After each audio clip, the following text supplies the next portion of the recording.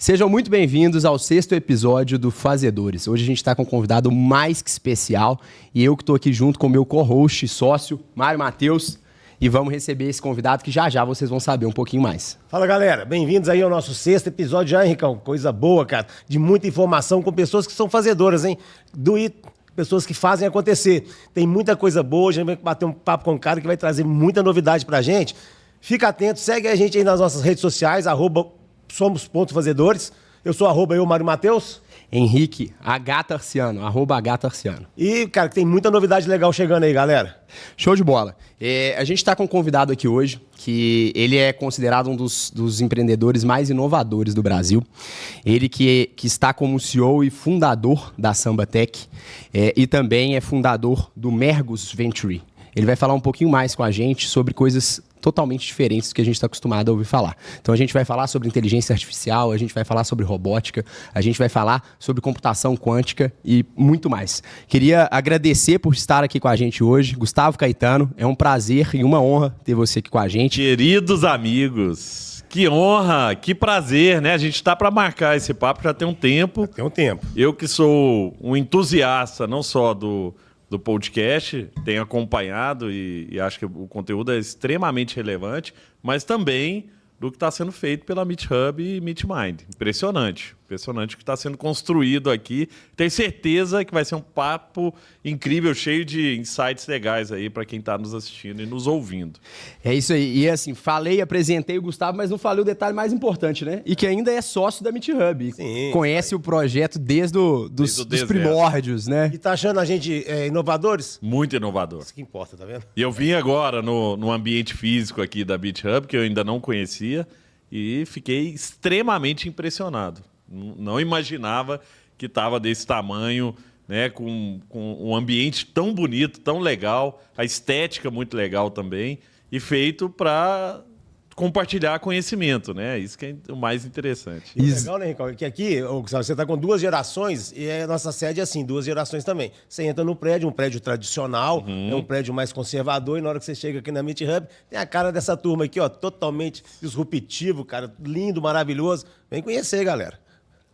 E eu acho que o mais legal é isso, assim, eu e Mário com essa diferença de gerações e o que o Mário falou realmente é super interessante, porque as pessoas não estão acostumadas a ver um escritório como o escritório da Meet Hub aqui no centro da cidade. E acho que foi um pouco do que você teve de sensação quando entrou aqui, né, Gustavo? Sim. E é um espaço, assim, preparado para receber empreendedores, pessoas que estão fazendo, pessoas que estão à frente de negócios, que realmente querem mudar a sua realidade, mudar a realidade dos seus negócios e, com isso, impactar vidas e vidas aí. Mas, show de bola! Falando um pouquinho do que é o motivo pelo qual a gente está aqui, Fazedores é um podcast onde a gente convida empresários e executivos para a gente contar um pouquinho das inovações, do que está sendo feito. E você, mais do que ninguém, é um cara que eu sei que é super referência na parte de inovação. E vem acompanhando tudo de novo que vem acontecendo nesse mercado. Queria entender, assim, da sua visão, como é que está toda essa turbulência que a gente anda passando e o que mais você está enxergando de interessante nesse mercado. Muito bom. Primeiro, eu acho que a gente está vivendo um momento único na história, né? Poucas vezes a gente viveu o que está acontecendo agora, que eu estou chamando de a tempestade perfeita, porque tem acontecido algumas coisas ao mesmo tempo que vai fazer com que a gente viva um cenário completamente diferente de tudo que a gente já experimentou como ser humano até hoje, né? Mas antes de entrar nesse ponto, tem um lado muito legal que você trouxe dessa diferença, né, das faixas etárias, da mentalidade, das gerações. E eu tenho participado de conselho de grandes empresas. Eu estou no conselho de 5 grandes empresas. Agora acabei de terminar de uma empresa listada em bolsa. Mas nos conselhos eu tenho vivido um pouco disso. Porque tem muita gente em conselho de empresa com muita experiência. Você chega lá, tem um cara que está há 40 anos no varejo, o cara que tem 40 anos de idade, tem gente que tem 40 anos de varejo, 50 anos de varejo, ou de banco, ou de conselho de empresa de banco, de logística e tudo mais. Mas o que eu tenho visto de interessante? A mistura é o que faz a empresa sair do lugar. Boa. A inovação, ela não vem de construir coisas iguais por pessoas iguais. Sabe que nos Estados Unidos a CIA errou quando, depois da Guerra Fria, ela definiu o perfil perfeito de agente da CIA. O perfil perfeito de agente da CIA era o cara branco, protestante, 35 a 40 anos, Ivy Leagues, né, formado nas melhores universidades americanas, solteiro de preferência.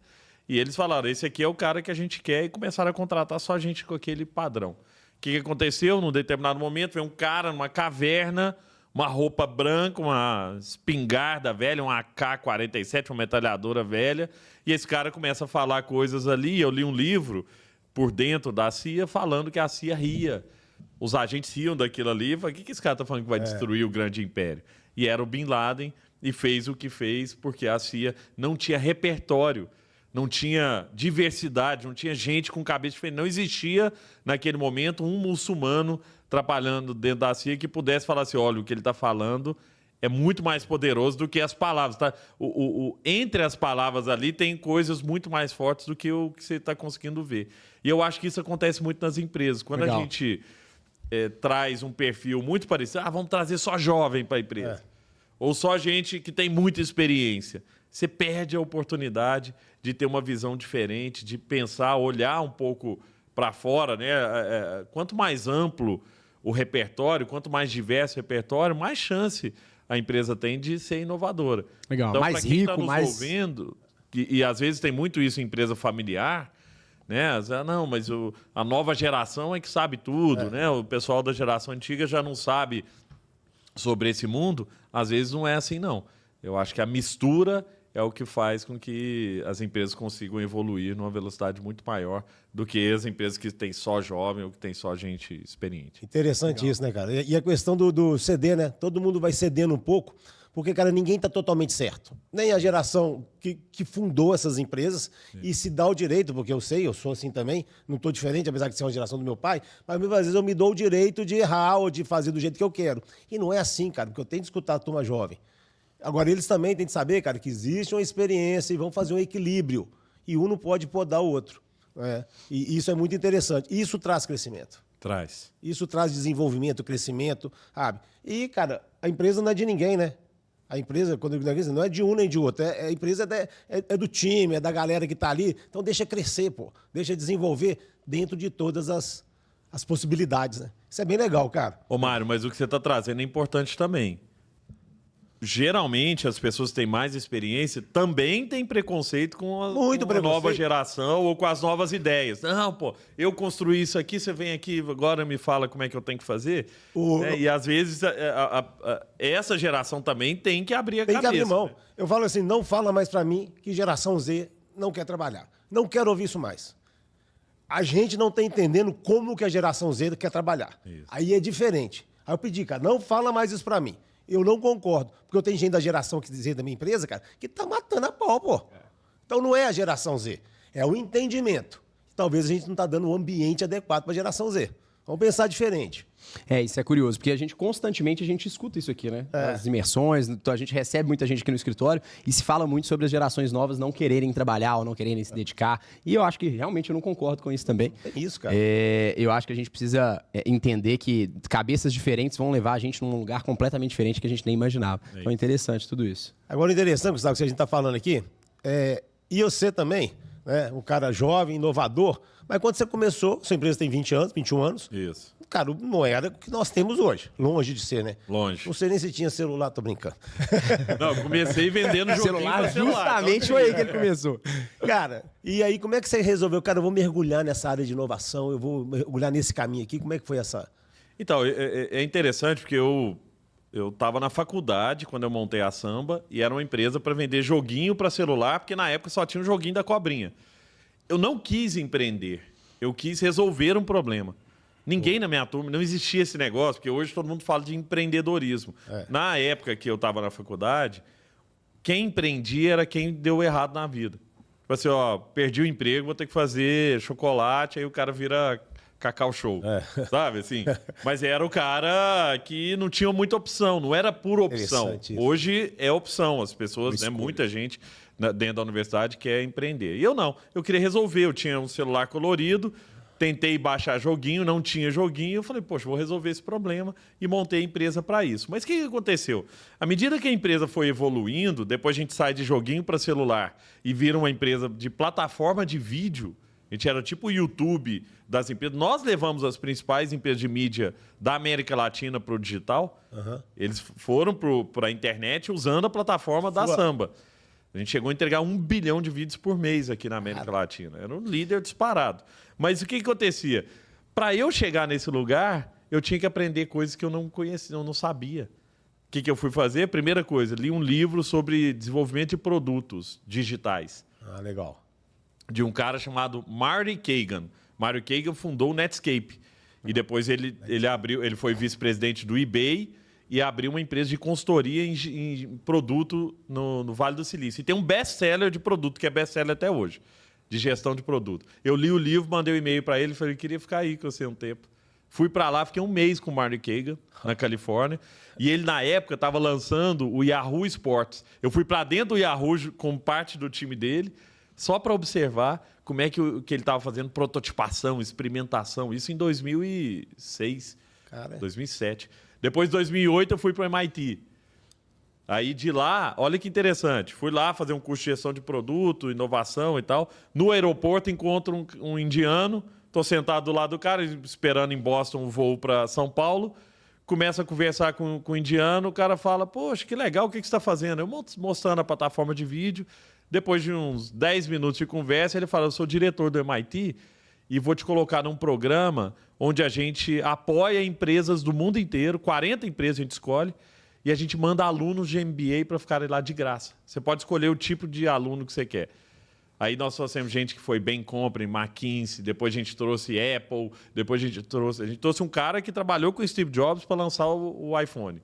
Caralho, dos primeiros iPhones. Demais. Nós ficamos 10 anos nesse programa, acabou só na pandemia, quando eles encerraram lá o programa. E quem olha assim acha que é sorte, né? Foi sorte que quando você mandou a mensagem, o cara aceitou te receber, foi sorte que você encontrou a pessoa certa ali no aeroporto, mas não, né? Acho que é muito mais de estar pensando e quebrando a cabeça o tempo inteiro para ser inovador e ver o que está acontecendo e estar nos lugares certos, né, Gustavo? Você enxerga dessa mesma forma? Muito, muito, Henrique. Uma coisa, primeiro assim, tem um sócio meu que fala que sorte é oportunidade mais competência. Então, a oportunidade passa na frente de todo mundo. Agora, você está preparado para pegar essa oportunidade? Né? Então, essa preparação é algo que eu sempre investi. Eu fui para MIT, fui para Stanford, fui para a Universidade da Disney, fui para a Universidade do Alibaba, fui para a INSEAD, fica na Europa, na França, em Fontainebleau. Por que eu fui fazer isso? Porque eu sempre quero aprender. Agora, a segunda coisa eu sempre me coloquei em lugares desconfortáveis. Quando eu sento num conselho de banco, por exemplo, fui do conselho de notáveis do Banco ABC do Brasil, banco médio, né, com ação aberta na bolsa e tudo mais. O Banco do Bahrein, inclusive. Estava lá, ex-vice-presidente do Itaú, vice-presidente uma mulher que foi vice-presidente do Citibank, não sei o que e tal. E eu nunca trabalhei em banco na minha vida. Fui do conselho consultivo da CIA, fiquei 5 anos lá, saí agora. Nunca trabalhei com varejo na minha vida. Fui da ArcelorMittal, eu montei junto com o time aqui o Assoleb, que é o Centro de Inovação da ArcelorMittal. Fiquei 3 anos no conselho. Nunca, nem sei o que é aço, quem faz aço e tal. Mas você acha que é confortável sentar numa mesa onde só tem especialista naquele tema? É extremamente desconfortável. Mas eu aprendi que, para crescer, a gente tem que viver no desconforto. A gente tem que se colocar nesse lugar de vou para o MIT. Fui para o MIT com 21 anos, 22 anos. Tava lá, sabe quem estava sentado lá? CEO da Caterpillar, que eu lembro, CEO da ESPN, CEO... Cara, só caras extremamente alto nível. E os caras olhando para mim, o que você está fazendo aqui? Moleque, startup, ninguém falava de startup, nem nos Estados Unidos, né? Ainda era popular esse tema. Então, esse lugar da gente crescer através do desconforto foi algo que me moldou. Legal. Eu sou moldado pelo desconforto, por me colocar em lugares onde eu não me sinto extremamente bem. Onde eles fazem, pô, cara, senta nesse lugar aqui que você sabe tudo disso. Você sabe tudo de varejo? Não, sei nada de varejo. Sei nada de banco. Estou numa empresa de logística de 20 bi de faturamento. Nunca trabalhei com logística. Mas o que eu estou fazendo lá? Fazendo perguntas. Entendeu? Questionando. E se? Será? não tem um outro jeito. Eu não estou lá como dono da razão. Eu não estou lá falando eu sei tudo e vim aqui e vou trazer todas as respostas. Eu estou lá trazendo pontos de vista, que era um pouco do que a gente começou falando, ponto de vista diferente sobre situações que a gente pode, né, às vezes, ter. Essa é o poder da diversidade. Ter gente diferente pensando para tentar resolver um problema. E tem 2 pontos interessantes aí, que a gente falou da diversidade dentro das empresas e que elas geram isso, né? Que são pontos de vista diferentes e daí saem inovações. E tem a parte do desconforto, que eu acho que é interessante também. Num negócio, quando você está muito confortável, pode saber que as coisas vão começar a desandar em breve, né? Sim. Porque eu acho que a gente tem que estar o tempo inteiro incomodado, o tempo inteiro buscando algo diferente, o tempo inteiro achando que tem alguma coisa que pode ser melhorada, porque senão você vai cair num costume, numa tranquilidade, que em breve vai ter um concorrente que vai chegar e que vai fazer diferente, que vai te tirar dessa situação. Então, acho que, conectando assim com a área do negócio, você trouxe do seu lado pessoal, né? Mas na área do negócio eu também concordo e acho que faz muito sentido tudo isso. Porque vocês têm experiência nisso também, o Mário vê muitos casos disso, né, pela Matur, Mário. A vida do empreendedor, ela é ciclo de altos e baixos. Quantas empresas, eu fui do conselho da Saraiva. Saraiva era a maior livraria do Brasil. Saraiva era uma empresa de bilhões. Era uma empresa que tinha... Todos os shoppings do Brasil grandes tinham uma Saraiva gigantesca. O que virou a Saraiva? Virou pó. Acabou. Então, olha que interessante isso, né? Não existe essa comodidade de falar, não, meu mercado ninguém entra, meu mercado está protegido. Eu mexo com contabilidade, isso aqui eu estou há muitos anos aqui, vai continuar igual. Será que vai continuar igual? Não vai. Né? Não vai, né? Por isso o desconforto tem que ser constante, né? Você citou a Saraiva, eu estava 2 semanas atrás, conversando com o pessoal da leitura, com o André, e eles estavam falando justamente isso, que eles estavam muito preparados e organizados, e na hora que eles viram, saiu a Saraiva, depois saiu a segunda maior... A Cultura. Era a Cultura, e que hoje a Leitura se tornou a maior empresa do segmento, assim, faturando 700 milhões e crescendo e rodando. Então, o mercado, não é que o mercado acabou, né? Talvez eles que estavam na frente ali sentaram e se acomodaram e deixaram as coisas andar de uma forma que deu errado, e que eu acho que todos estão sujeitos a isso. A gente tá falando aí, eu fazia uma palestra, cara, eu falava assim, cara, em 1988, é duro, né? Mas a Mesbla foi a melhor empresa do Brasil. O pessoal não vai lembrar o que é Mesbla. Você tem uma ideia? Eu lembro. Cara, a Mesbla é uma loja de departamento enorme, cara, que tinha aqui em Belo Horizonte. Enorme. Eu ia lá, cara, e falava assim, putz, é isso que eu quero da minha vida, eu quero a Mesbla, entendeu? Porque isso aqui é lindo. Vendia até lancha. É isso. De cara, tudo, né? De tudo. E aí nós estamos falando de produto, cara. Nós estamos falando de produto, que é algo muito tangível, né? E por que a Mesbla não deu certo? Então, aí eu vou trazer um pouco do meu pensamento e até conectando com a tempestade perfeita que está chegando, que todo mundo que está em casa aí devia se preparar, porque ela vai impactar todos os mercados, tá? Independente se é médico, advogado, contador, todo mundo vai ser impactado por essa tempestade. Mas existe um negócio que eu falo na minha palestra, uma teoria dos ciclos de Kondratiev. Kondratiev é um matemático russo contratado pelo governo comunista russo para criar uma teoria mostrando que o capitalismo daria errado. E ele cria uma teoria chamada ondas de Kondratiev, ou ciclos de Kondratiev, onde ele mostra que o capitalismo tem ciclos de ascensão e declínio, a cada 50 anos em média. A cada 50 anos ele sobe, depois ele desce. Só que o que ele mostrou? Toda vez que tem um declínio, vem uma ruptura tecnológica que faz com que ele suba de novo. Só que o que é o problema? Trazendo isso para o nosso dia a dia aqui. Nós estamos vivendo esse ciclo agora, né? A pandemia ela acelerou um pouco esse ciclo de 50 anos. Agora ele está ficando cada vez mais curto. Novas tecnologias, né? Ascensão e declínios cada vez mais rápidos. Só que as empresas que não se preparam para a próxima onda, elas desaparecem quando o capitalismo entra em decadência. Né? Nesse ciclo. Quando ele entra no ciclo de declínio e vem a ruptura tecnológica, a empresa que é líder nesse movimento, Saraiva, Mesbla, Varig, que não entendeu a próxima onda, não se preparou, por isso que vir aqui para o Meet Hub é importante. Sim. Não se preparou para a próxima onda. O que aconteceu? Quando entrou em declínio, vem essa ruptura tecnológica e essas empresas ficam para trás. E qual é a próxima onda? E aí eu tenho chamado de tempestade perfeita, porque são 4 coisas que estão acontecendo ao mesmo tempo. Uma tempestade são formações de coisas ao mesmo tempo, né? E essa é uma tempestade violenta. Por quê? Inteligência artificial está crescendo exponencialmente. Exponencialmente. Você vê, a cada 15 dias, você tem uma evolução nova. Ah, o Google agora lançou isso. Ah, não, agora o OpenAI fez isso. Não sei o quê. A OpenAI, a imagem não tinha texto direito, agora a imagem, o texto é perfeito. Isso muda tudo. Muda rápido, agora o muito Facebook rápido. também lançou o dele como open source, né? Então, assim, a dinâmica está muito acelerada de competição. Isso faz com que a evolução seja muito rápida. Segunda coisa, robótica ficando barato. Para quem me segue nas redes sociais, @Gustavo Caetano, todo dia eu boto um videozinho lá e várias vezes eu boto vídeo de robótica. As pessoas não entenderam o que é isso ainda. Quando tem um robozinho limpando o chão, um robozinho arrumando a sua roupa, ou colocando a roupa para lavar. As pessoas acham que isso aí é uma brincadeira. É uma brincadeira que Isso não vai muda o chegar. jogo. Por quê? Muda o jogo. A base da pirâmide no nosso país, ela é feita de uma mão de obra braçal. Sim.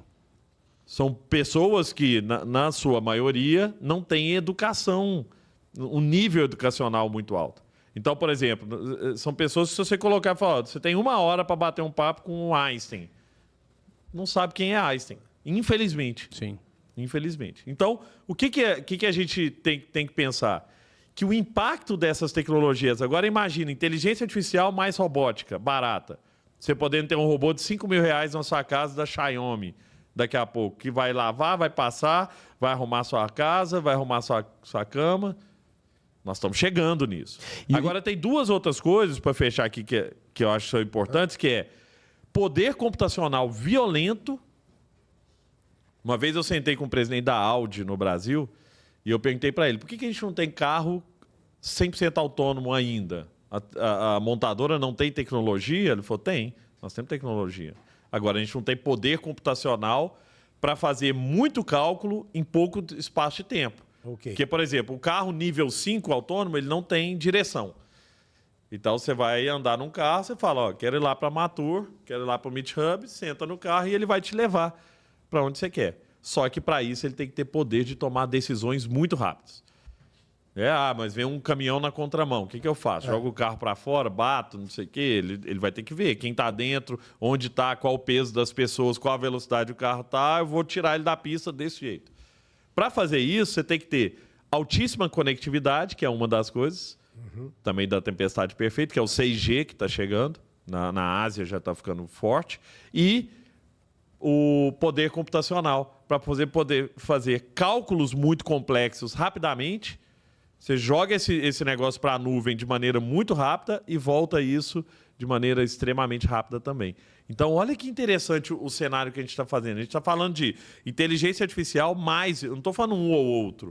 Mais 4, robótica, mais computação quântica e poder computacional, não só computação quântica, mais altíssima conectividade. Isso muda o jogo. Muito bom. Legal. E a gente nunca ouve em nenhum outro tempo tantas inovações acontecendo ao mesmo tempo, né, Gustavo? E nem de uma forma que elas, as 4 ali, se comunicam ao ponto de mudar esse jogo. E aí você trouxe assim, por mais que hoje as pessoas olhem para uma coisa ligada à computação quântica ou para robótica e que acham que pode ser caro, né? No futuro não vai ser. Porque assim, hoje a gente tem o custo de uma mão de obra para fazer tudo isso que você está falando, ela também não é barata. Então as pessoas, obviamente, se tiverem um serviço às vezes até muito melhor, porque infelizmente, né, a pessoa vai trabalhar ali sem precisar faltar por algum motivo, sem ter problema de saúde, sem isso, sem aquilo. Então assim, a ideia é que quando isso for acessível, isso vai tomar conta realmente do Brasil, do mundo, de tudo. Mas assim, com relação à inteligência artificial, assim, o que mais você está vendo hoje que realmente está sendo aplicável? Você na Samba hoje, você aplica, você utiliza? Como que está isso assim, na sua Então, a rotina? primeira coisa é o seguinte, é extremamente acessível. Né? Todo mundo pode usar. Meu pai, médico, 70 anos, está usando o ChatGPT. Né? Eu acho que o ChatGPT é o primeiro passo. Quando a gente vai para o lado corporativo...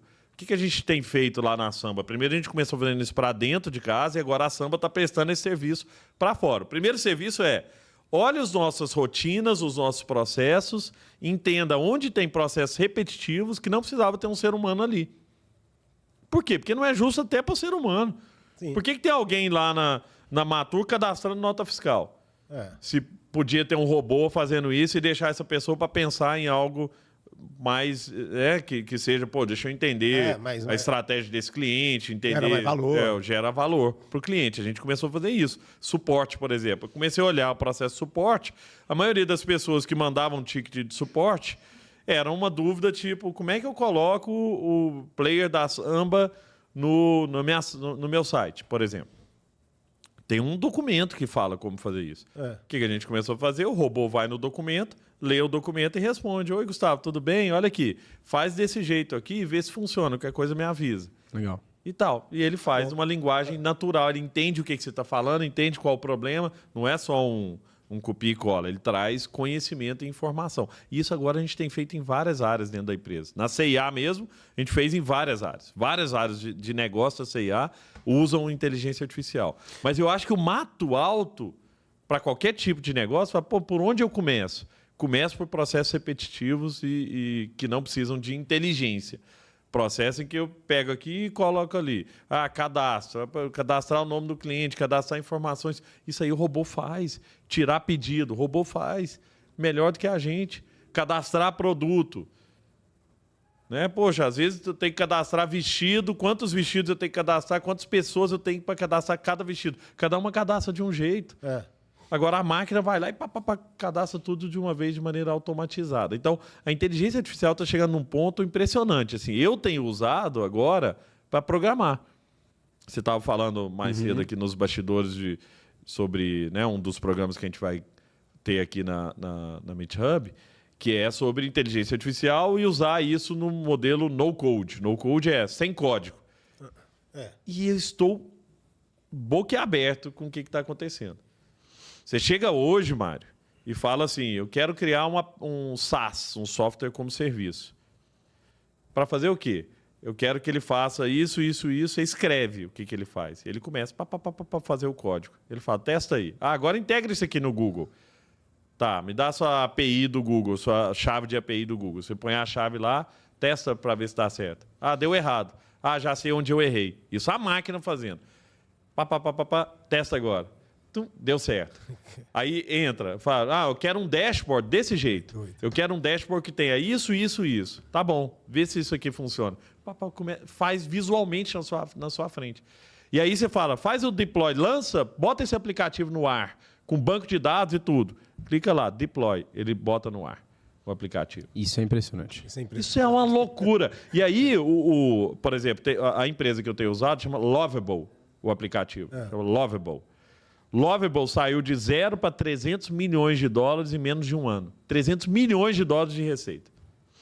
E com certeza uma empresa com um time pequeno, né? Tem 30 pessoas. Que isso é o mais impressionante. 30 pessoas fazendo um business de 300 milhões de dólares de receita, quer dizer que já vale mais de bilhão. Essas empresas têm várias, tem a Riplet e tal. Todas já estão valendo mais de bilhão. As empresas de programação e tal. Mas o que isso significa? Antes eu falava para o meu filho, pô, filho, você tem que aprender programação. Agora não. O que a gente tem que aprender nessa era da IA? A gente tem que ter repertório. Por quê? Se você não souber pedir, você não consegue. Você não consegue pedir para ela fazer isso. Entendeu? Fala assim, poxa, chega para uma pessoa que não tem repertório e fala, cria um software. O cara fala, mas o quê? Que software? Para quê? Resolver qual problema? Agora, outra coisa é chegar para você que tem repertório, tem experiência. Fala, Mário, o que você quer criar aqui de contabilidade que ele vai criar? Ele cria em 10 minutos. Eu gravei um negócio lá para a CIA, de uma aplicação de exemplo para eles, que eu fiz na última reunião minha lá. Gravei a tela, 7 minutos eu fiz uma aplicação que lê contrato, faz auditoria de contrato, fala o que está diferente, mostra para o jurídico o que ele deveria fazer de alteração naquele. Ele indica, inclusive, a alteração que ele devia fazer. Olha para você ver. E uma era que você tem que ser curioso, né, Gustavo? Assim, você tentar descobrir, se aprofundar. Só uma diferença aqui, para eu entender também. Você falou do negócio aí, processos repetitivos e não cognitivos. Para mim, quando eu falava disso, eu falava assim, me cria um RPA, eu falava pro meu time aqui, me cria um RPA, né? Um robozinho. Isso. Que eu no início achei que tinha que ter um robô mesmo para fazer o negócio. Depois eu disse, então tá, porque o processo é repetitivo e não cognitivo. Isso. Então, ou seja, depois eu comecei a falar, mas eu estou estudando sobre IA, mas não vou aprofundar nesse nível. E aí eu comecei a dizer, cara, eu estou achando que se o processo for repetitivo, mas for cognitivo também, a IA resolve. Pode-se dizer isso? Pode sim. Porque ela te informa, que é o caso do jurídico. É. Imagina um jurídico de uma empresa, né, de construção, por exemplo, de uma MRV, quantos contratos ela tem que olhar o dia inteiro, quantos processos, quantas coisas estão acontecendo em paralelo. E às vezes, por exemplo, a gente como fornecedor, você manda um contrato para o jurídico, às vezes demora 2, 3 meses para o jurídico ter tempo, porque entra numa pilha de contratos ali. Agora, ele poderia fazer uma análise e falar assim, não, esse contrato está dentro do nosso padrão, só sai isso, isso e isso. Isso é o quê? A inteligência, o lado cognitivo. É. Mas não para substituir o advogado, mas para trazer agilidade para ele, porque ele precisa ler. Quando o advogado recebe um contrato de 40 páginas, ele tem que ler as 40 páginas com atenção, porque alguma coisinha que mudou ali dentro, uma linha que você alterou no contrato, você muda a lógica toda. Agora, você pode botar uma AI para fazer isso e falar o que é a decisão que você quer que eu tome. Qual o tipo de informação que você quer aqui dentro? Até onde a gente pode ir? Isso o ser humano vai trazer. Mas para isso, a gente tem que ter repertório. E outra coisa, a gente não pode ignorar. Porque, para mim, um dos maiores erros de todos os movimentos desse na humanidade são aqueles que acreditam que não acredito que IA vai substituir. Eu sou médico, IA nunca vai substituir o médico. Será? Se você perguntar para a IA, hoje, qualquer coisa de medicina, ela está pesquisando num banco de dados do mundo inteiro. Ele sabe o que tem de tratamento na Índia, na China, no Chile, nos Estados Unidos. Qual médico capaz de fazer isso o tempo inteiro, atualizado e tal? Então, não é que a IA vai substituir, mas o médico que não utilizar a IA, ele vai ficar para trás. Porque o médico novo, que recém-formado, qual que é o repertório que ele tem? É pouco ainda. Então, como é que ele vai criar repertório? Com tempo. Agora, a IA pode te trazer esse repertório rápido. Isso muda o jogo demais, né, cara? Eu tenho um amigo meu que estava desenvolvendo um sistema, um aplicativo, eu acho que seria mais o quê? Que você tá me deixando doido aqui, falando esse tanto de coisa na minha cabeça. E aí, eu tô doido também. Não, fantástico, cara. E ele criou um sistema, um aplicativo, que o médico, recém-formado e tal, residente, ele entra, ele tá lá com o paciente dele, chegou no hospital. Estou com o paciente. Ele joga nesse sistema. Ele tá com esse sintoma, tá com isso, tá com aquilo, e ele... O que eu faço aqui? Aí pega esse... Aí entra mais médico, o pessoal dá opinião, nem falar opinião, mas não é, dá opinião e tudo mais. Ou seja, esse cara já era. Com a IA já era. Agora vai ter o IA que vai ser muito mais avançado. O cara vai estar com isso na mão o tempo todo. Isso. Eu vejo, a gente usa aqui na MeetHub, para SDR, por exemplo, a gente já roda com inteligência artificial. Inicialmente, a gente está rodando mais fora dos horários que o time não está presente. Então, 18 horas, após 18 horas, final de semana e tal.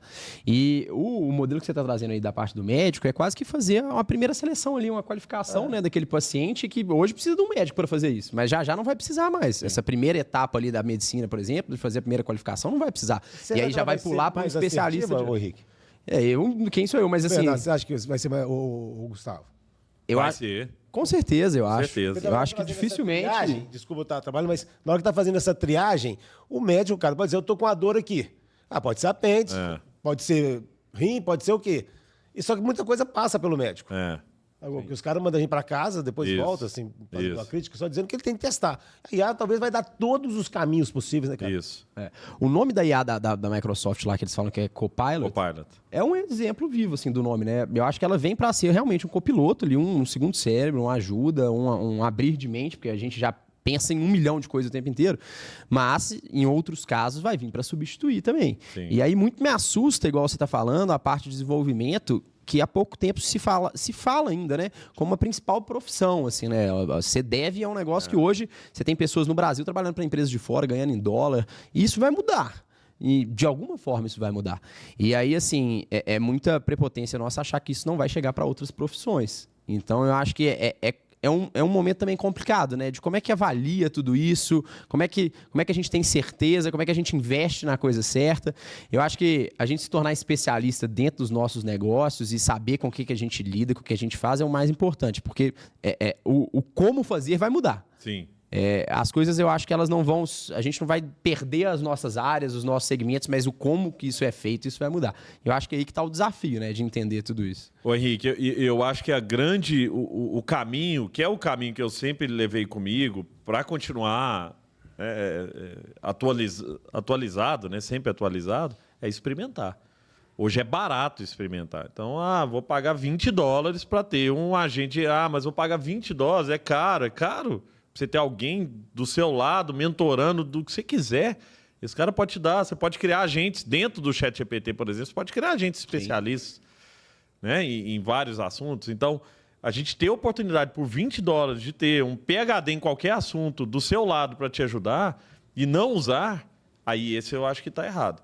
A gente deveria, independente da profissão, se é arquiteto, se é engenheiro, se é contador, todo mundo deveria estar usando, experimentando e não usando para cá, vou colocar na frente do cliente já. Não, usa para você. Usa para você melhorar. Sabe o que eu faço com o meu? Eu criei um agente que diariamente me manda notícias sobre evolução de tecnologia, de inteligência artificial, por exemplo, e outros temas que eu escolhi, para determinados mercados onde eu estou no conselho. Legal. Logística, não sei o quê. Então, todo dia eu acordo e leio novidades sobre a aplicação de inteligência artificial para os mercados onde eu estou. Olha isso, eu tenho um estagiário trabalhando para mim ali 24 horas por dia. Mas, para mim, Mário, voltando um pouco, né, no começo da Samba, que empreender era muito caro, na Samba eu levantei acho que mais de 20 milhões de reais, né, no total, no tempo, para fazer uma plataforma. Hoje eu faria a plataforma da Samba nesse sistema que eu estou falando, nesse Lovable, em um mês. Cara, loucura. Em um mês eu faço, sem ser deve. Eu tinha 60 desenvolvedores lá no começo da Samba, 60 desenvolvedores caros, que era cara top para fazer um negócio super complexo. Hoje já não é assim. Então, o que isso, né, isso ao mesmo tempo que é uma ameaça para várias profissões, é uma grande oportunidade. Por quê? Porque todo mundo agora pode criar. Você pode falar, poxa, eu vou criar o meu software de engenharia aqui para resolver um problema de engenharia que tem, que existe, que eu sei que existe, porque como engenheiro eu sei que isso aqui existe. E vai lá e cria um software. Né? Você cria, com a sua experiência. Não é assim, você falando para um terceiro que fala para um terceiro, porque muitas vezes você tem uma ideia, o especialista tem uma ideia, mas o desenvolvedor ele não entende do problema específico, muitas vezes. Ou não vai tão profundo, né? Ele não vai tão profundo. Então, ele vai, entrega, aí você fala, mas não era isso que eu queria. Né? O projeto não sai do jeito que você quer. Agora, outra coisa é você falar e aquilo ali aparecer. Como é que na fica sua frente. esse negócio de estrutura? A gente fala que o Brasil não tem... Você está falando que tem um 6G, cara, mas a gente sente, ou pelo menos era assim, não sei se isso mudou, que chega aqui bem depois. Que eu não tenho toda a estrutura computacional no Brasil, que eu não tenho toda a estrutura de IA. Então, nós vamos perder com isso, o Brasil vai perder. Eu, para criar minha ideia aqui, ou para desenvolver algo aqui, eu vou estar perdendo ou não? Ou eu estou enganado e o Brasil tem toda a... Não, acho que não. Eu acho que o Brasil tem infraestrutura. A gente né? usa aqui AWS, Azure, isso mudou, ou né? mesmo a Alibaba chegando agora aqui no Brasil com infraestrutura de tecnologia também, a Tencent, todos os grandes players chineses, americanos estão aqui. Então, a gente tem acesso e é barato. É isso que eu falei, poxa, o plano... Né, premium ali do ChatGPT é $20. Tem uma aplicação que eu uso, chama Poi, que ele tem todas as AIs. Então, ele tem a do Grok, que é do Elon Musk, tem a do Facebook, tem não sei o quê. Você escolhe qual que você quer usar para o quê? Tem de voz, tem de vídeo. Outro dia eu peguei uma foto minha dentro dessa aplicação, falei, cria um vídeo em cima disso, criei um vídeo, deu dando palestra a partir de uma foto. E ele cria. Falei, quero um auditório assim, quero isso, e ele cria. Mas isso está acessível para todo mundo. Mas o que me preocupa mais não é a acessibilidade. O que me preocupa é a nossa preparação para usar essas tecnologias. Aí eu acho que a gente está para trás. Porque nós, como sociedade, porque a gente vive numa bolha. Sim. Nós não somos... O Brasil não é isso aqui que a gente está vendo, não é quem está nos ouvindo muitas vezes. O Brasil, a massa do nosso país, não tem educação. Eu estou no conselho do Instituto Ayrton Senna. Você vê os números, assim, as pessoas com 16 anos não sabem ler e interpretar um texto. Sabe ler, analfabeta? Não, mas é analfabeto funcional. Justamente. Se você der um texto, não sabe ler. As crianças de agora já estão assim. Porque a gente está numa era tanto do imediatismo, de rede social, de shorts, de stories, de arrasta para cima o tempo inteiro e sem entender nada, que você pega para a criança, pede para ler um livro, a criança não consegue ler a primeira página, não consegue focar, concentrar. O cérebro já está assim, não, eu quero outra coisa, quero a resposta, quero o fim. Por isso a gente está vivendo na era da receita do bolo. Se me entrega, pronto. O que eu tenho que fazer? Não, tá aqui, cara. Tá aqui, é só usar. Não, mas eu quero a resposta, sabe? Eu não quero perguntar, eu quero a resposta. E aí não funciona. Então a gente tem que educar. Na China, crianças a partir de 6 anos estão sendo educadas para usar AI. A gente aqui no Brasil está sendo ainda educado para o professor lá na frente e a criança anotando ali no papel sem nem saber o que está acontecendo, o que é aquilo, o que está falando e tal. Então mudou, é o que você falou. A geração mudou. Não é que eles estão errados. A geração mudou, nós temos que entender dentro dessa geração isso aí. Como que educa, como que prepara essa turma que está vindo aí. Porque elas que vão pegar a AI em massa, vai chegar para essa turma que hoje é criança e adolescente. E é muito engraçado, né? Porque assim, são problemas totalmente novos, né? Coisa que há 3 anos, há 4 anos atrás não se falava. Assim. O próprio TikTok que você está trazendo nesse exemplo, assim, é uma febre mundial, é uma dependência de dopamina instantânea de tudo. E aí na hora que você fala, pô, mas é só no momento de lazer. Não é, assim, as pessoas...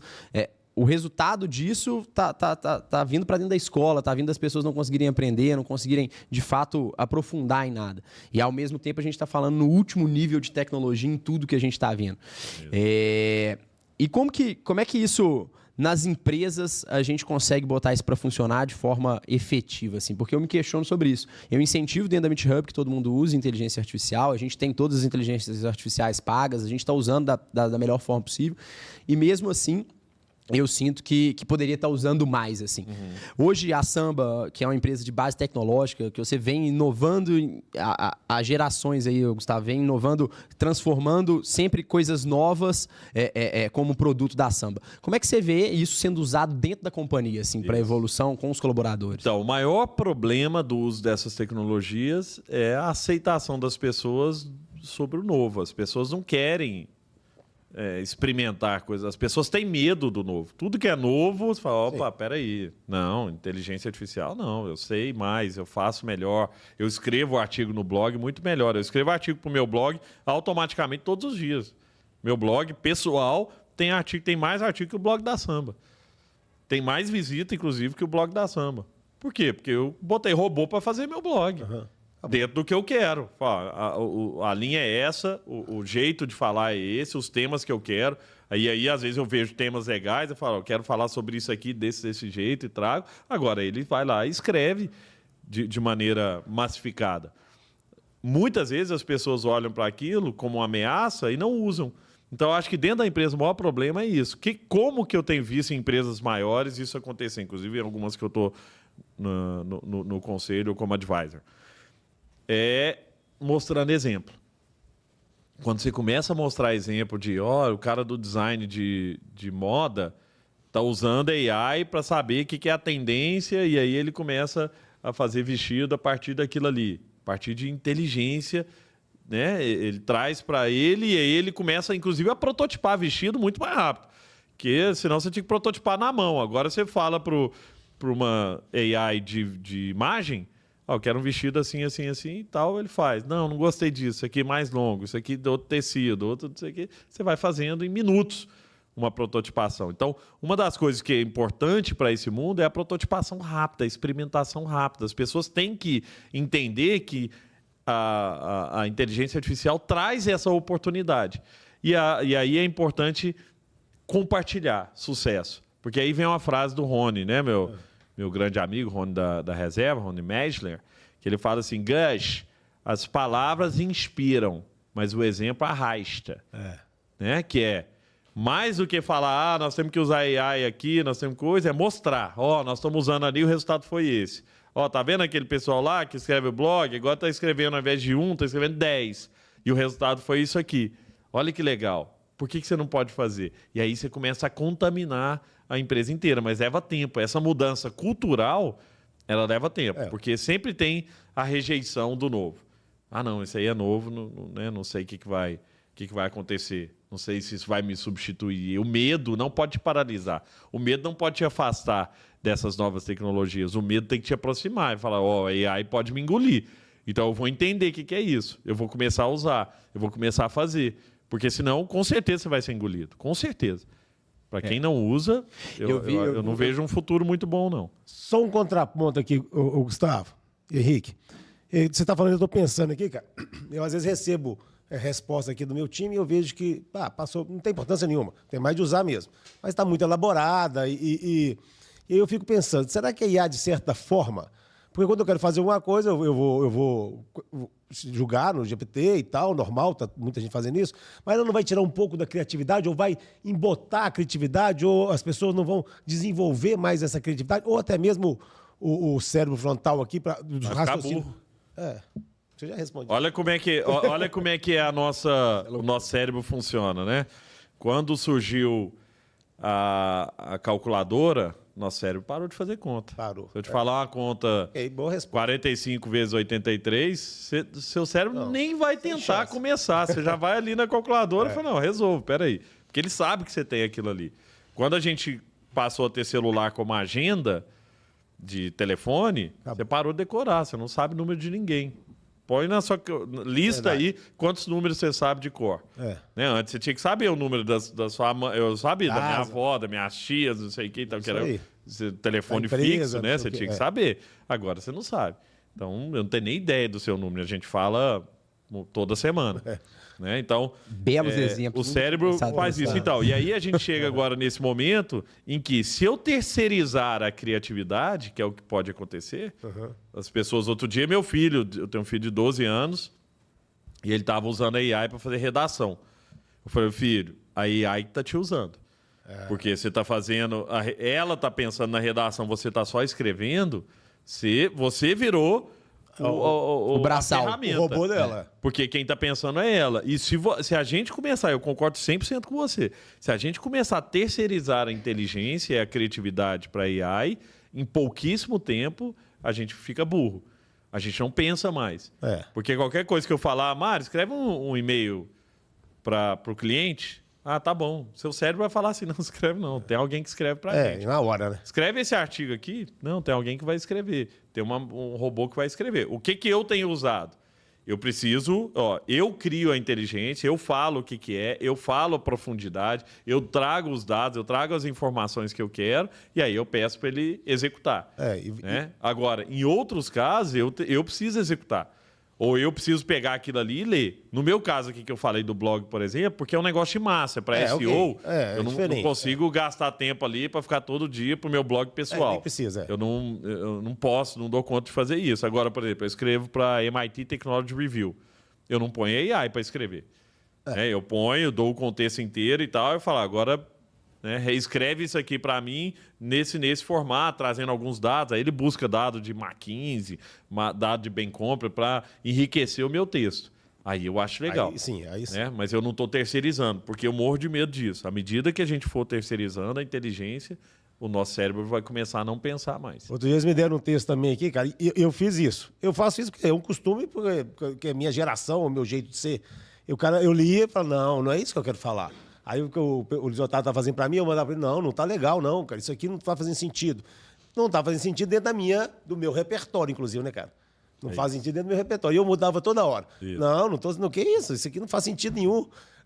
Extremamente bem escrito, mas não fez sentido. Eu não deixo de ler, eu não vou aceitar. Né? Então, isso aí é um caminho, né, cara? Não aceita simplesmente, dá uma lida e tal, depende do que você vai fazer.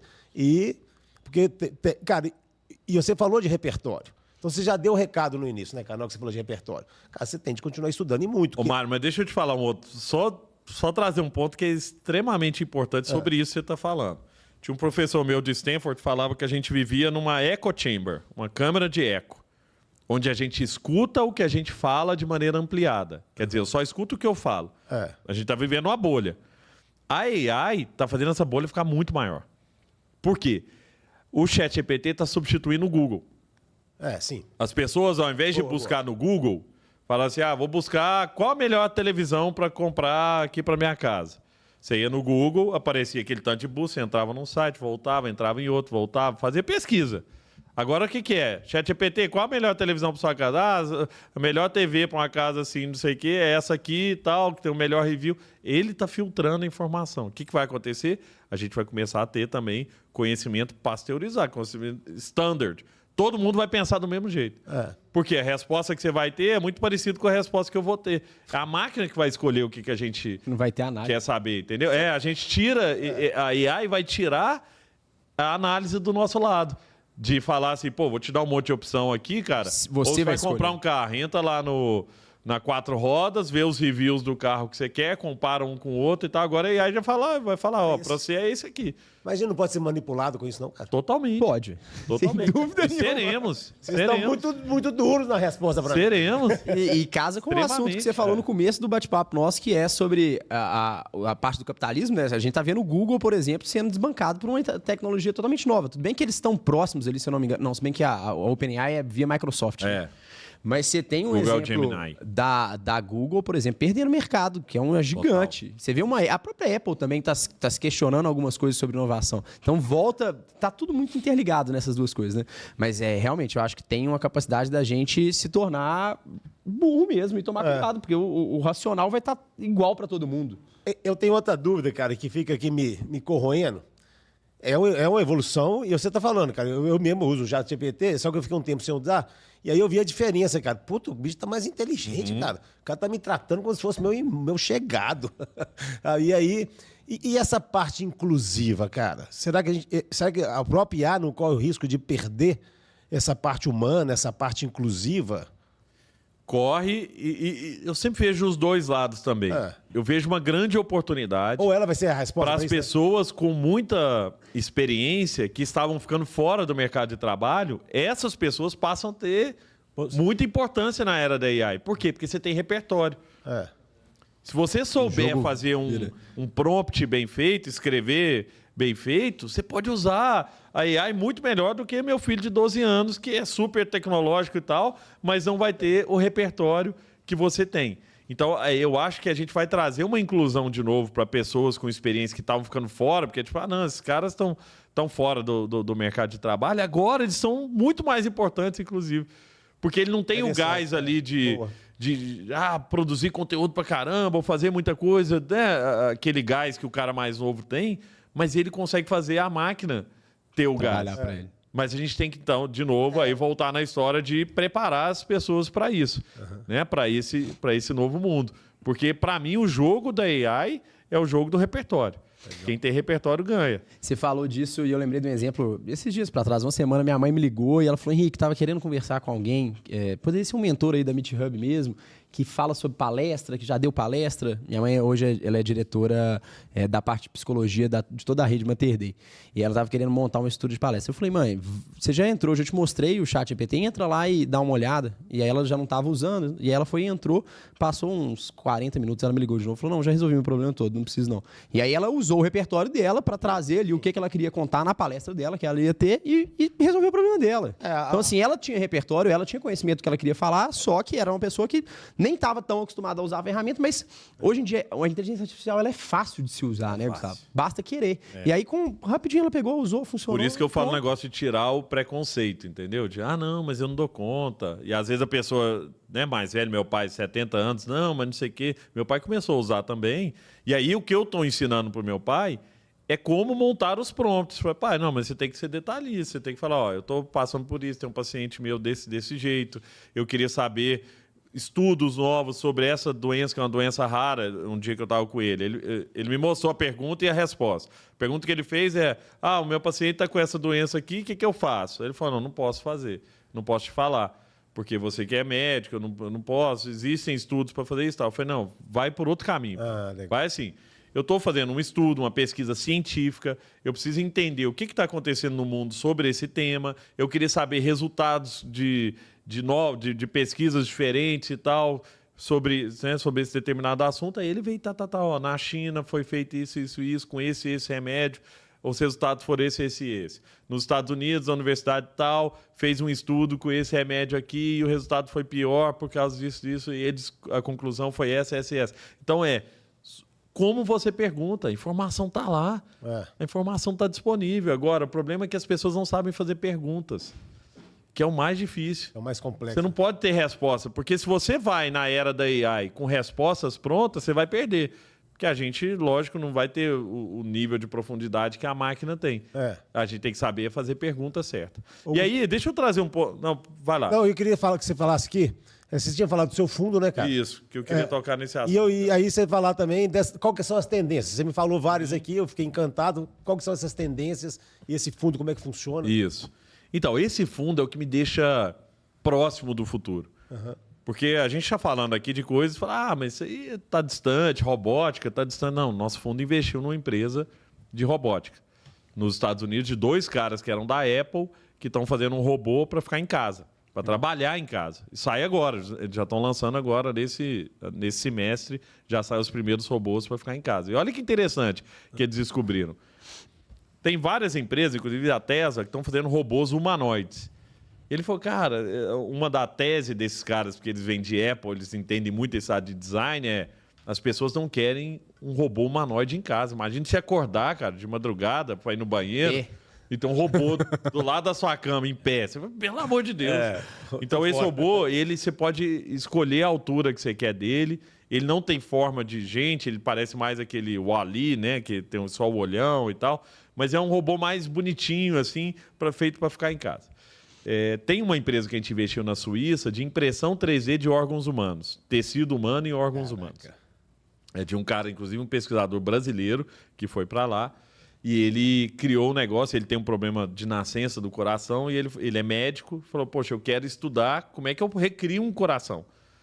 E ele está fazendo, é uma empresa que já fatura já. Nós investimos numa empresa nos Estados Unidos também de data center para o espaço. O que é a tese dos caras? O espaço tem energia abundante. O que é o problema do data center? Qualquer perguntinha que você faz na OpenAI, você está gastando energia absurda. Assim, aquele desenho que todo mundo está fazendo de bonequinho dentro de uma caixinha e tal... consome energia de uma o Sam Altman brincou, né? Falou, vocês estão derretendo as máquinas, derretendo né? Porque a máquina. ele precisa resfriar muito, né? Exato. Então, no espaço, você tem temperatura baixíssima, então você pode resfriar o tempo inteiro, e energia abundante, abundante com o sol. São os data centers que agora saem os primeiros, que eles vão lançar via SpaceX, inclusive, são data centers de tamanho de um estádio de futebol no espaço. Olha que legal. Olha que loucura. Então, essa é uma empresa que a gente investiu. A gente investiu numa outra empresa, porque a gente acredita muito que o mundo vai evoluir para o espaço, inclusive para mineração no espaço.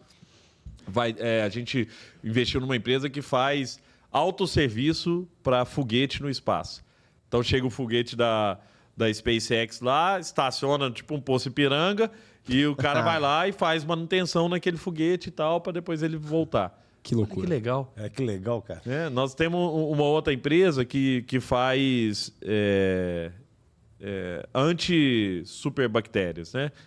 Antídoto para anti-superbactérias. Ele mata através de algoritmos. Eles são de Harvard e eles criaram um negócio. Eles estão agora incubados em Munique, na maior incubador de biotech da Europa. E eles fizeram como se fosse uma plataforma. Através do seu gene, ele pega o seu gene e o gene da bactéria lá, da superbactéria, ele consegue, por um sistema, por um algoritmo, ele consegue criar um antídoto para aquilo ali em altíssima velocidade. E o que é a lógica deles? Não é vender o remédio, é vender a plataforma. Então, ele está com 25 contratos já com grandes empresas farmacêuticas para vender a plataforma para esses caras e ele ganha royalty em cima disso. Sim, legal. Então, olha como é que o mundo está indo para um lugar de usar a computação para melhorar a saúde.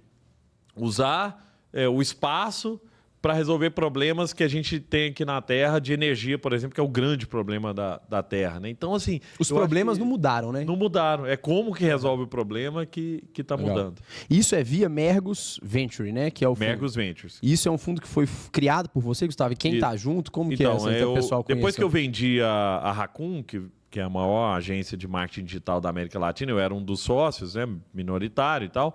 Mas eu peguei parte do dinheiro e, junto com 2 sócios, eles já tinham montado a estrutura do fundo, eu investi para a gente criar um fundo, né, mais robusto. E a gente está no segundo fundo já. São 11 empresas investidas nesse fundo. Só empresas... A Mergus é um mergulhão. Né? O Mergus é um pássaro, um mergulhão, que só nada em águas cristalinas, onde não tem ser humano. Então, quer dizer, a gente só entra como fundo em mercados inexplorados. A gente não vai entrar em app, não vai entrar em SaaS, não vamos entrar em nada que já está aí. A gente está falando de coisas que estão ali no limite, né, do futuro e o presente, como isso. Data center no espaço, manutenção de foguete, tem empresa de super drones para o agronegócio, drone para carregar toneladas, né? Então, que também já está Isso outra coisa vai mudar faturando. também, né? Isso aí vai mudar demais, né? Então, para grandes fazendas, faz muito sentido. Então, é um fundo só para investir em coisas de futuro que são nossas crenças, né? Coisas que vão impactar nossas vidas em pouco tempo. Quanto tempo? 5 anos. 5 anos. Você acha que isso 5 anos nós vamos estar Demais. totalmente diferente? Tipo o Totalmente. celular, né? Porque o celular mudou minha vida. Isso. Meu filho quando saí de casa, minha mãe entregava para Deus. É. Eu hoje entrego, pô. Digo assim, vou te monitorar onde é que você tá. Isso mudou a vida, mas demorou. Isso. Assim, foi rápido, mas demorou 20 anos, sei lá. Isso. Então, 5 anos, você acha que... 5 anos você vai ter o seu celular, não como operadora, mas com uma Starlink da vida, conectado nele via satélite, em qualquer lugar, no meio do mar, você pode usar seu celular, no avião, não sei o que. Hoje você ainda tem essas impossibilidades, limitações, por causa de antena, né? Porque a lógica da antena, ela tem seus limites.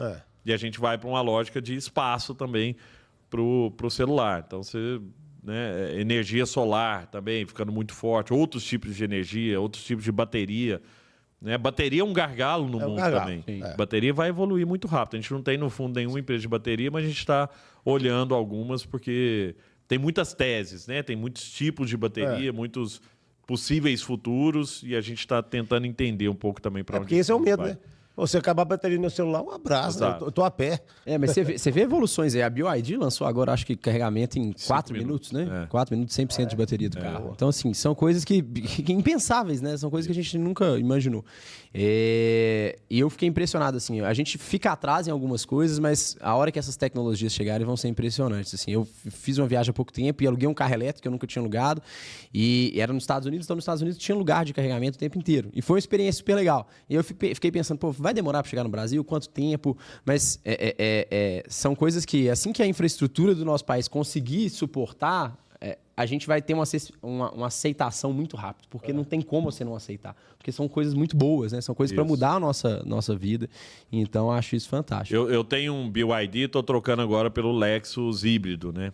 Esse é o modelo que eu acho que vai vingar no Brasil. O modelo híbrido, em que você tem a energia, ele é híbrido plug-in, quer dizer que você põe na tomada e carrega, né? Porque você tem o híbrido só que ele gera energia. Esse é um pouco mais fraco, mas eu com o BYD que eu tenho hoje, que é híbrido, que é o Song Plus, ele já tem uma performance muito legal. Sou apaixonado com o carro. Agora o Lexus eu acho que vai para um outro lugar. E essa é a tendência das montadoras, né? Ir para o caminho do híbrido.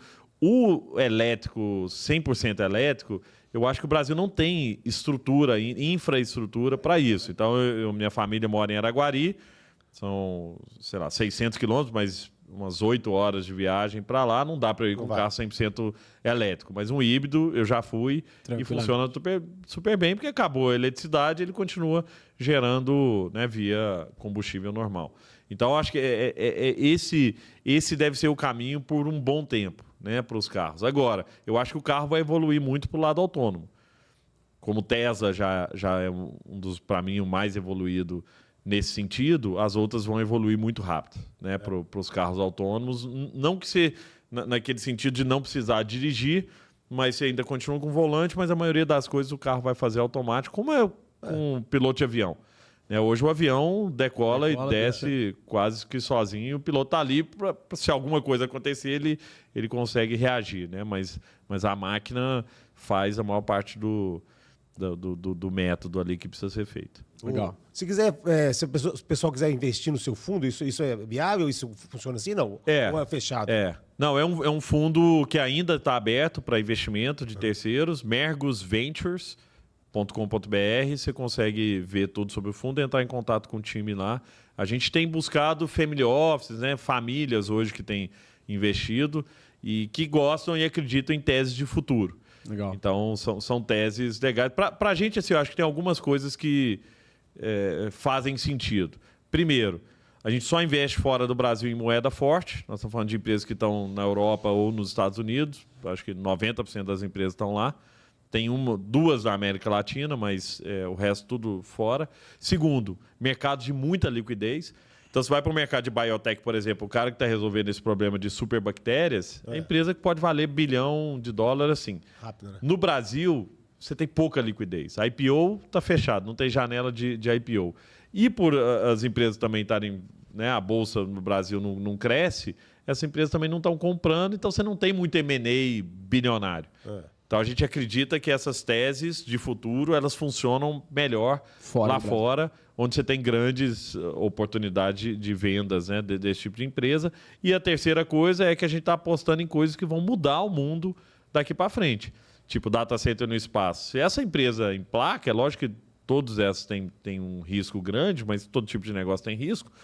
Se essa empresa de data center no espaço emplaca, esse cara é um alvo para uma Microsoft, para um Google, né, que são players que têm caixa, para uma Apple, caixa para fazer uma grande aquisição. Então, nós estamos nos posicionando muito bem. Eu acredito demais nesse fundo.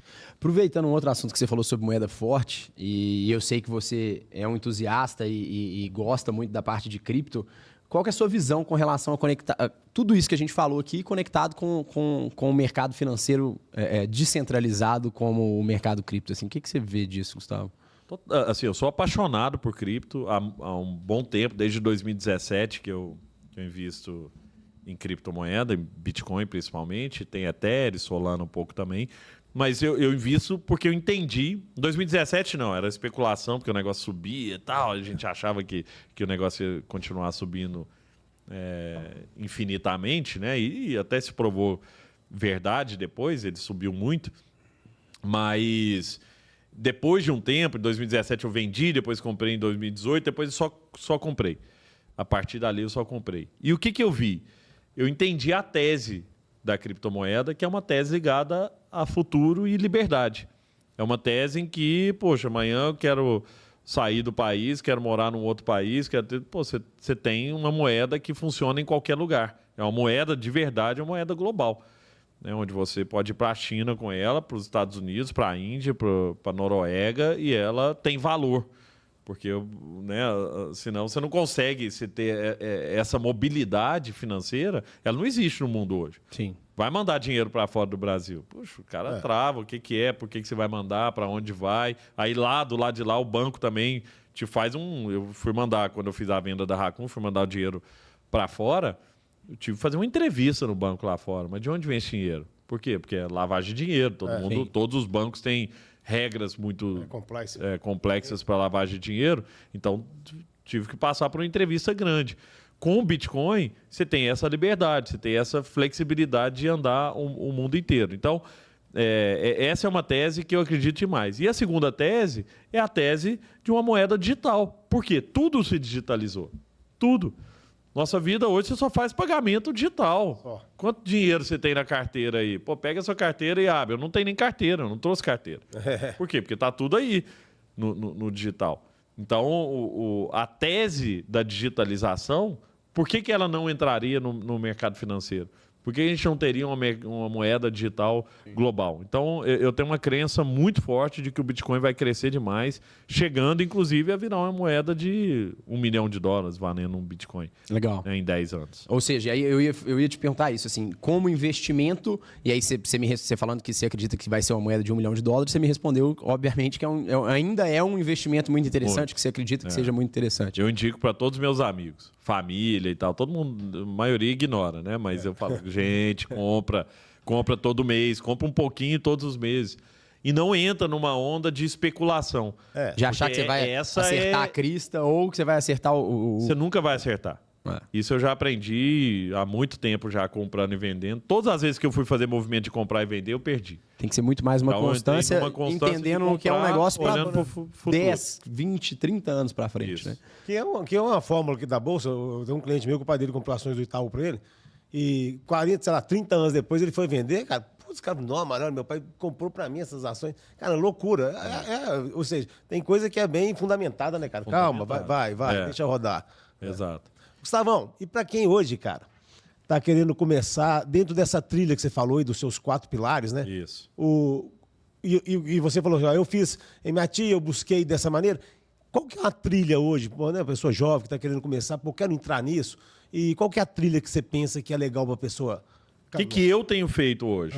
Eu criei os meus agentes, os meus professores, que me ensinam. Eu escolho o perfil, né? No próprio ChatGPT você consegue lá criar um agente, dar um prompt para ele, falar, você é um professor do MIT, com experiência no mercado de tecnologia, com esse perfil. Inclusive, você pode pedir o próprio GPT para criar o prompt para você criar o agente. Né? E aí você cria o agente, eu tenho vários agentes especialistas em vários mercados onde eu faço perguntas. Legal. Onde eu falo, eu quero conhecer novos frameworks de inovação. Me mostra os frameworks e me mostra como é a aplicação desses frameworks por empresas reais. Que empresas estão usando esses novos frameworks? O cara começa. Aí eu falo, eu quero me aprofundar nisso.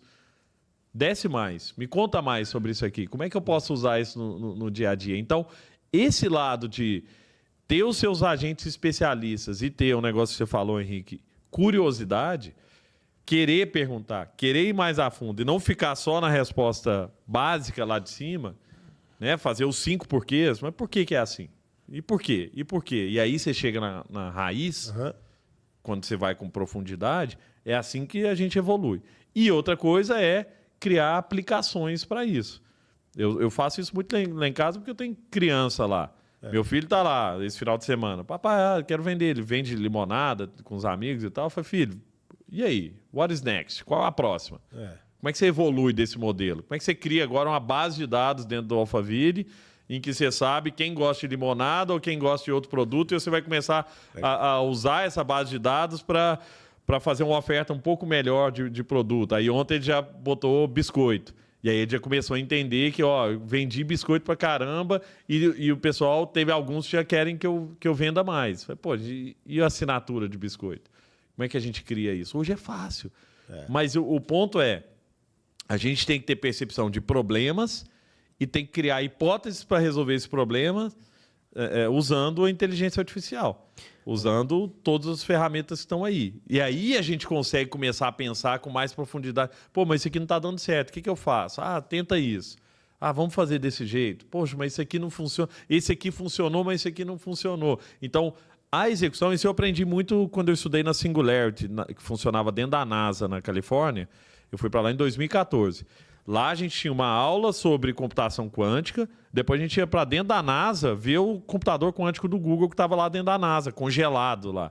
E aí você via o negócio, e aí via os caras mexendo, vendo as experimentações, seu cérebro associa de outro jeito. Sim. Teoria mais ação, o tempo inteiro. Teoria e ação. E aí você consegue ir para um outro lugar. Né? Para um lugar onde não só você fica sabendo tudo que está acontecendo com AI, mas você começa a usar e experimentar AI no seu dia a dia, vai para um outro patamar aí de conversa, né? De mentalidade também. Ou seja, né? Tá na mão, né? Tá na mão. Tá na e massa, hoje é barato, é fácil. Tem gratuito, né? Você consegue usar o ChatGPT de graça. Você deu 1 milhão de exemplos, né, de coisas que você fez.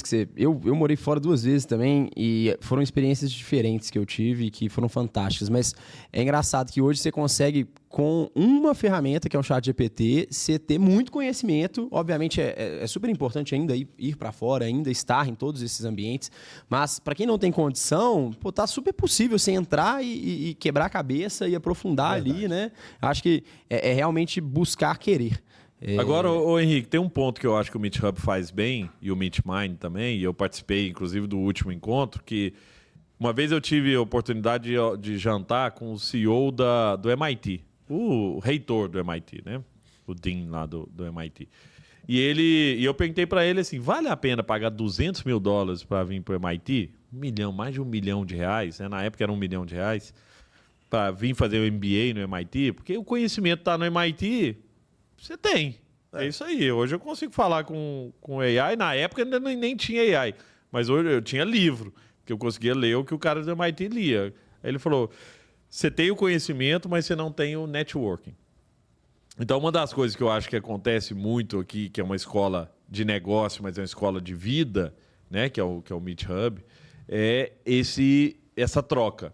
essa oportunidade de você sentar com pessoas que também têm problema e que às vezes já resolveu, às vezes o Mário resolveu um problema aqui, usando AI, usando o que quer que seja, e que está do seu lado. E você podia perguntar para o Mário fala, poxa, cara, usa essa ferramenta, faz desse jeito. Então, essa troca, ela te gera velocidade. Sem dúvida. Então, você poder sentar com o Henrique, ou sentar, por exemplo, né, vai ter um programa aqui de AI. Você poder sentar com um especialista e falar, poxa, cara, estou tentando fazer isso. Qual ferramenta que eu... Pô, usa essa ferramenta aqui. Essa informação te poupou Valeu 3 tudo, né? meses de tempo, de oportunidade de negócio, de coisa. Então, eu ainda acredito muito, e por isso, inclusive, no último eu participei, nesse compartilhamento, nessa troca. Eu acho que, para mim, isso ainda não vai ser substituído pelo robô, porque esse é história real, é vida real. E muito possivelmente esses ambientes, os ambientes que a gente cria aqui na Meet Hub, vão estar repletos de pessoas que já são pessoas curiosas, né? Então você está num ambiente com pessoas que já são diferentes, né? E que muitas das vezes na sua vida, no seu cotidiano, até mesmo na sua família, no seu ciclo de amigos, você não tem isso. Então é isso que você falou, assim, aqui na Meet Hub a gente tenta muito criar isso, que são pessoas que são curiosas, que estão à frente de negócio e que eu acho que complementa justamente isso que você falou. Assim. Isso é insubstituível, né, cara? Na verdade, assim, a gente tem uma maneira de enxergar. Cada um de nós temos uma maneira de enxergar, porque fomos criados em modelos, em locais diferentes. Cara, então quando você chega e troca isso com as pessoas, você, cara, porra, eu não tinha enxergado desse jeito. Cara, a questão daqui, o ângulo que o cara tá olhando é um pouquinho diferente do meu. E ele tem uma visão completamente diferente. É isso. E isso é muito legal. E isso é insubstituível, cara. E a experiência, né, Mário? Assim, voltando na história da experiência, o Gustavo já fez isso por exemplo, eu falei do Lovable aqui, que é o aplicativo para desenvolvimento de código sem precisar desenvolver. Para eu chegar no Lovable, eu testei o Riplet, eu testei o Bolt.new, eu acho. Eu testei umas 4 aplicações e paguei $50 em um, paguei 60 em outro, paguei 20 em outro, não sei o que e tal, até achar o Lovable, que para mim foi a que melhor funcionou. Então, alguém podia me perguntar, pô, sabe, o que você está usando e tal? E eu já falava, cara, eu já experimentei essa aqui, o bom dela é isso, o ruim é isso, mas isso aqui, para mim, é o que funcionou. E às vezes eu vou poupar tempo e dinheiro para as pessoas também. Entendi. Então, esse relacionamento, ele vale ouro. Vale ouro. Nesse mundo agora digital. E por isso, né? Porque pessoas têm olhares diferentes e às vezes você está ali tão imerso no negócio que você não consegue sair daquilo porque você está muito focado. E aí, às vezes, a gente tem que ter a capacidade de fazer zoom in e zoom out. Tirar um pouco também e olhar para fora. O que está acontecendo fora? E aí, né, você tem essa capacidade de olhar para mundos diferentes, com visões diferentes. Né? Fantástico. Estamos chegando no final. Cara, muito bom. O tempo voa. E, Gustavo, você está falando de um jeito aqui, eu já vi lá o Pense Simples, né? E você estava falando em inteligência artificial simples. Cara, você deu aí um posicionamento de uma maneira fácil, sabe? Que eu entendi muito.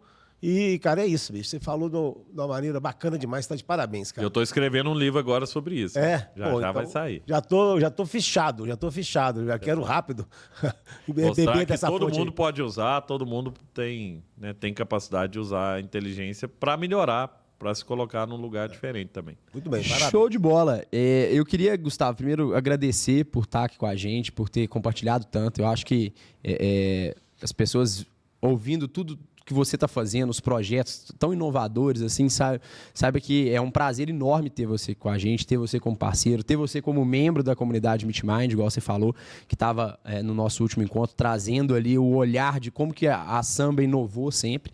E aí queria deixar assim, as últimas palavras com você, assim, que você deixasse uma mensagem para quem está nos assistindo e também fazer o convite para quem está buscando um espaço inovador, que a Meet Hub seja o berço disso, né?